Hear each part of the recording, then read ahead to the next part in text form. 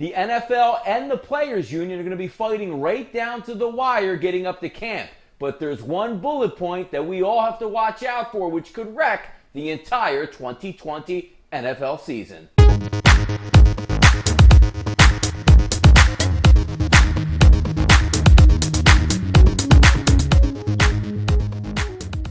I'm Donnie Seymour, and this is your Pub Sports Radio hot topic of the day. The NFL season looking to get underway by starting training camp by the end of July. Not a lot is going on in the way of testing so far, so we're looking forward to getting these players back into camp, getting them tested, and certainly hoping that we can have a healthy and productive 2020 season. But before we even get to the starting line, when these NFL teams are expected to report to camp in just a few weeks, it's the designation of the COVID-19 coronavirus that we're all worried about here. If you're taking a look from a player's perspective or an NFL agent's perspective, if you get COVID-19 as a player, you don't want to have your pay docked. You don't want to have to sit out the season if everything goes wrong and not get paid because of the National Football League refusing to pay you and putting you on the NFI list, non-football injury list, which doesn't seem that fair, because if you're coming to work and you do contact the disease, maybe there's no way to exactly say where it came from unless you're out partying in a club or you're seen,